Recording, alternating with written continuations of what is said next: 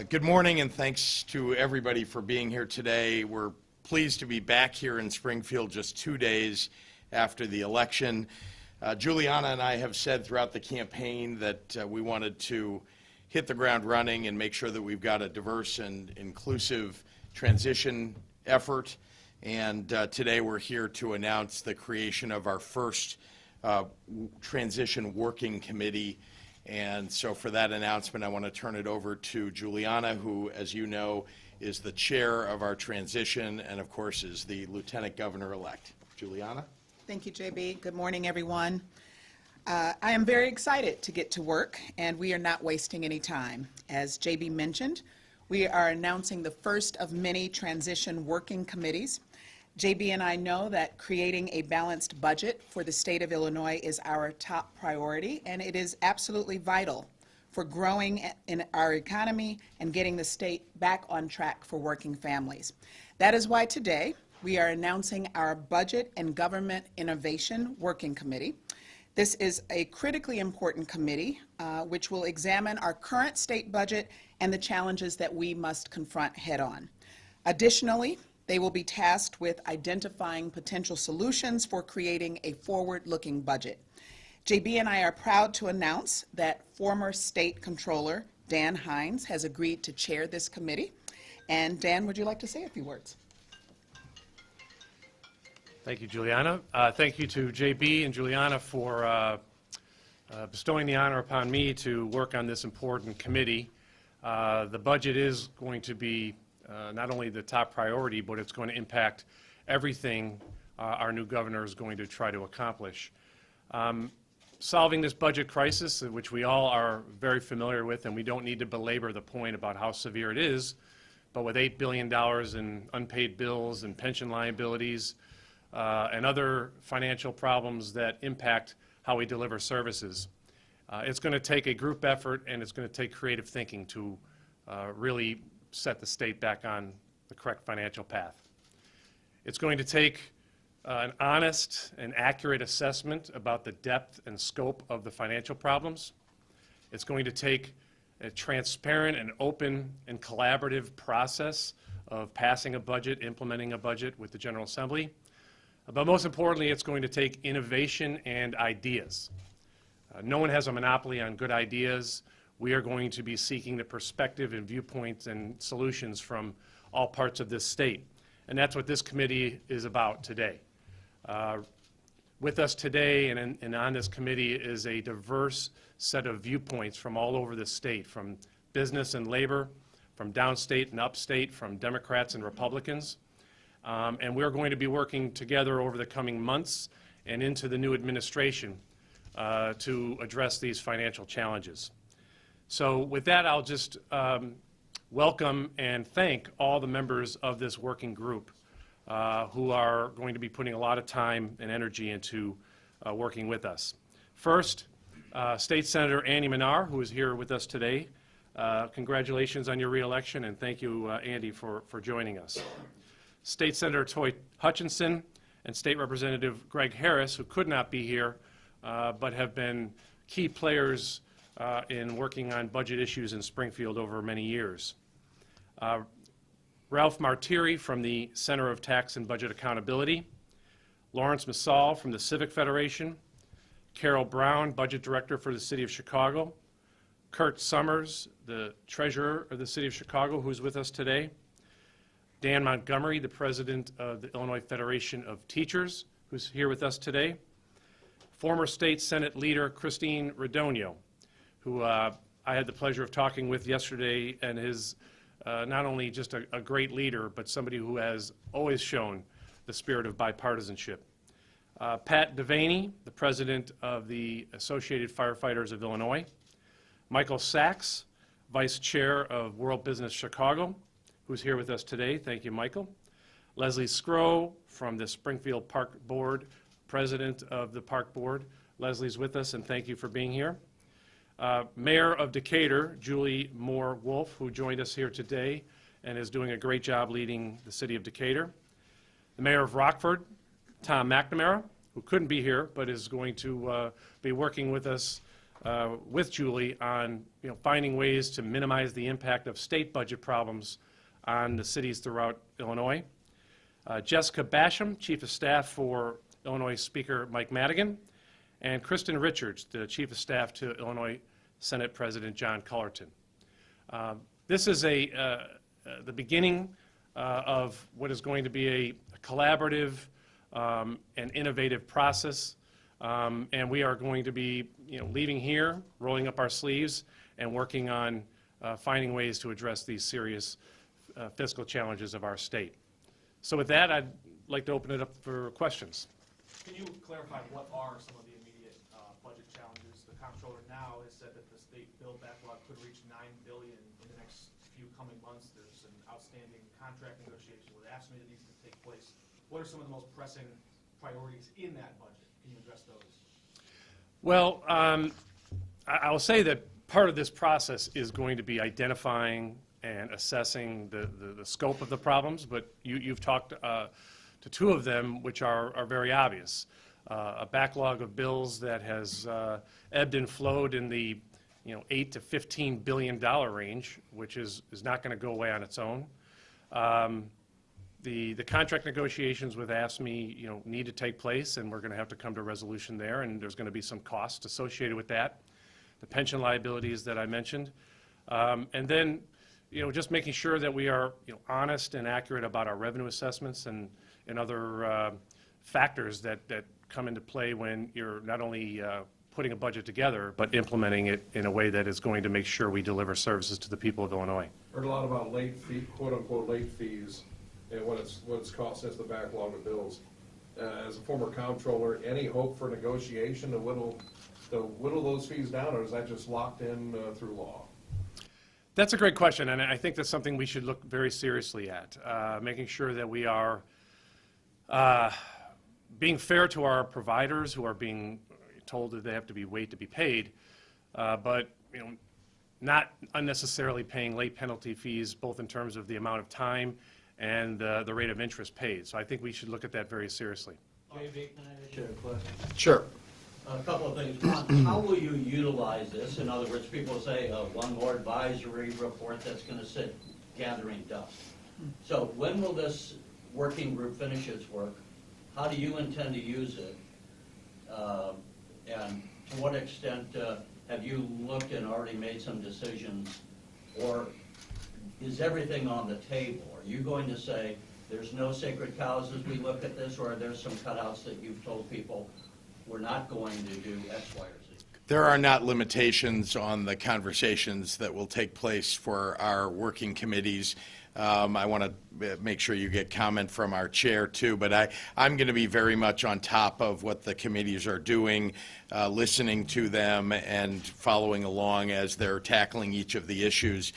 It is going to be a guidepost for what we intend to do in our administration in each of the committees that we are putting together. This is simply the first announcement. As some of you know, I've said yesterday that we're going to be making announcements on a very regular basis throughout this transition about each of the committees and the work that they're doing, trying to be as transparent as we can along the way while also letting them do their work. Mr. Pritzker, congratulations, by the way. Sorry. Is the work of the committee going to be open to the public at all? No, but the reports that they produce will be public. Can you address tax rates? I'm sure the budget committee is going to be looking at revenue coming in. We've gone months without hearing anything about tax rates. Is that something this committee is going to evaluate moving forward with a possible progressive or graduated income? Yeah, to be clear, I want to reiterate what I've said before, but please understand why. In order to change the tax system in the state, you're talking about the graduated income tax system, we need to make sure that we're listening. I mean, I know that you all don't want to accept that, but in order to get something done, we need to listen to all parties. And remember, it is a difficult process to get a constitutional amendment passed. And so that means we've got to incorporate the ideas of a variety of parties before we come forward and actually put something to the legislature to vote on. And so we got to do a lot of listening, and of course there'll be conversation, but no determination here, because the legislature itself needs to be involved in that conversation. And then, very importantly, we're going to have to make it very transparent to the public once those negotiations have taken place, to get input from the public. And then we'll put it to a vote, not only in the legislature, but to a supermajority vote of the people of the state. That's going to take a couple of years to possibly get a progressive income tax on the ballots. Only because the last part of that is a referendum to the people, and that has to be in the ballot. The state's fiscal situation is horrible. Yeah. By all indications, how do we manage that moving forward, especially as the former comptroller said, you've got a union contract that you're going to be negotiating, you were endorsed by the union, how are taxpayers going to be included in that conversation? Well, first of all, we're going to make sure that we're addressing the challenge of getting a balanced budget for the fiscal year 2020, which is the first budget that I'll have any real input into. And that certainly will be part of the conversation of this budget committee.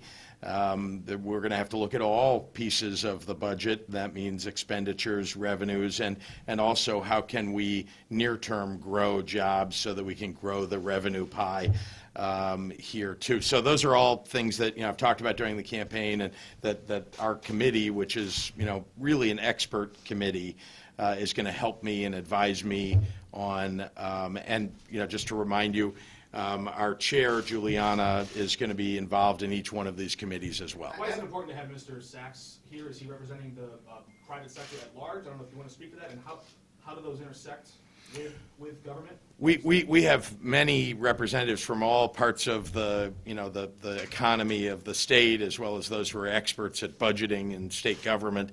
And so having Mr. Sachs, having, as you know, one of our co-chairs of the entire transition is Marty Nesbitt, another businessman. We need to have the input of business people. We have small business people that are involved. We're going to be making sure that we're listening to them as we look at aspects of the budget that affect business and attracting business to the state and job creation. This may be a small thing, but in several state budgets, the sale of the Thompson Center has been there. I think it's part of this year's budget plan, and why some people say, I haven't heard any movement on that. Is that something you want to move forward with? Well, this committee certainly is going to have to look at that as an aspect of the budget. I mean, it does not look to me like that has been moved on much. Do you think it's a good idea? Well, there's a question also about what revenue could be yielded, or what the sale of that would actually yield to the state. So that again is going to be some of what the conversation will be among this committee. But look, I think we've got to look at whether owning the piece of property or renting another is most efficacious for what we need to do in the city of Chicago for state government. And when do you want to report from this group? What's your timeline? Well, before inauguration, that's for sure. Can you talk a little more about revenue outside of the progressive income tax? You've also talked about legalizing cannabis for recreational use. You talked about Sports betting, expanding gaming. Something else that was brought up during the campaign that seems to have a lot of interest with taxpayers out there is the idea of mileage tax. Is that going to be part of any conversation on how to get more revenue for infrastructure, and will that be part of that overall discussion? No, I think that the infrastructure, conversation, and, we're going to get to that as part of our transition, but that conversation will be an open conversation for people who serve on that committee to come up with the best ideas. I've said I haven't left anything off the table, though, as you know, that's not something that I proposed, just something that I pointed to that happened in another state. I think that we're going to have to look at, everything that's possible to make sure that we get to it. Because, look, building infrastructure isn't some giveaway. Building infrastructure for the state of Illinois is actually one of the most important things we could do to attract jobs and to keep jobs in the state. And we can't let many more years go by here, or much more time go by, before we're actually rebuilding our infrastructure. And importantly, as you know, I put on the table something really important, a suggestion to the committee that I will make, which is, and something I've said along the campaign trail, we need broadband internet everywhere in the state if we want to attract businesses to the state of Illinois and to downstate Illinois. We need to make sure that broadband internet is an important component of what attracts them. You talked in your concession, or your acceptance speech, rather, forgive me, about uniting the state as one Illinois. Can you speak to the 46% of voters who did not back you? Many of them heard rhetoric from your opponents in the election that if you were elected, it would be lights out and that businesses would flee, people might move away. A lot of people bought into that theory. And can you speak to them about your vision for the economy of the state and why that's not necessary for them to leave? Can you talk to those voters? Well, I'm going to be a governor who represents everybody in this state and who fights for every part of the state. Whether you're a Republican or a Democrat, I'm going to be governor of the state, not just a Democratic governor. And so what people should know is that I come from a business background. I've created a lot of jobs in my life. I understand what it is that it takes. It's very hard to create jobs. People who start businesses struggle. People who own businesses that are successful struggle to create jobs, and we need to make it a little easier for them. We need to stoke the fires of entrepreneurship. We need to attract companies to the state of Illinois. We need to be competitive. Those are all things that people who, if they didn't vote for me because they didn't think that I was going to create enough jobs, they should know that that's a top-of-mind issue for me, and something particularly for downstate Illinois. You talked about the fact that I've talked throughout the campaign about this is one Illinois. I think that downstate Illinois has been forgotten by even people who say that they, you know, are advocating for downstate Illinois. And so that's why, as you'll see, there's a real diversity of geography that we're trying to bring to bear in this transition. Sorry. Yeah. Talked about having input into the FY20 budget, but the current fiscal year budget has holes. $1 billion deficit by some estimates. Do you want the legislature to wait for Governor Pritzker, or should Governor Rauner have to solve that? Well, it's certainly true that there's only one governor at a time, and we need to make sure that that this governor is able to serve out his term properly. But I have opinions, and I'll be expressing some of those over the course of transition. I know that there's, you know, the veto session coming up, and but suffice to say that we must address the shortfall that is likely going to occur in the FY19 budget. What does that look like? What does dealing with that look like? Cuts? I mean, what needs to be done? I don't have an answer for you today. KB, so let me follow up on that. Given that you would call for more spending in areas, treatment of mental health and drug addiction, the Lieutenant Governor-elect has called for some more spending in areas, and that's all fine. Question is, how are you going to prioritize what your approach? And are you going to be saying, the house is on fire, and first thing we need to do is get spending under control, look at new revenues, and to what extent are you going to therefore maybe delay the launch of some programs until such time as you can kind of put the fire out on the budget? I'm going to turn it over to my chair. Yeah, well, let me just say that this is day 2. And we have assembled an incredible committee to work on budget and government innovation. The reason why innovation is a part of the title of this working committee is because we want to look at innovative ideas. We want this committee to be as creative as possible, and we want to consider a number of things. But today, we want to make sure they can get started. We hit the ground running right after election, and this is where we're starting. But we will be transparent with our process as we have committed to be, and there will be updates and as ideas come forward. But we first have to get this committee, we wanted to get it assembled because this is a top priority to address budgetary issues. They'll be meeting and talking. Many ideas will be considered, and as things are decided and when it's time to present that report, everyone will know what ideas have been considered. And let me just add one thing, which is I think, you know, please take note that this committee is populated with experts, with people who have real experience. And I think that's an indicator of what we intend to do both in transition and throughout our administration to deal with many of the complex issues that we've got. This is, I think, an important note for all of you that that we've attracted people like Senator Radonio and Senator Menard, of course, and the former comptroller and the leader of World Business Chicago, and just think of the weight of their experience and expertise.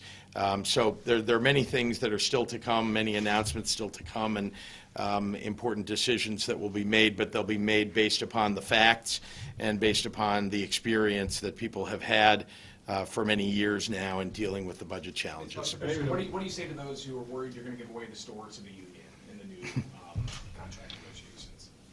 Well, they should just know that we're going to enter negotiations. We're going to make sure we do what's right for the people of Illinois. I'm negotiating on behalf of the taxpayers of the state of Illinois to do what's best for state government and for them.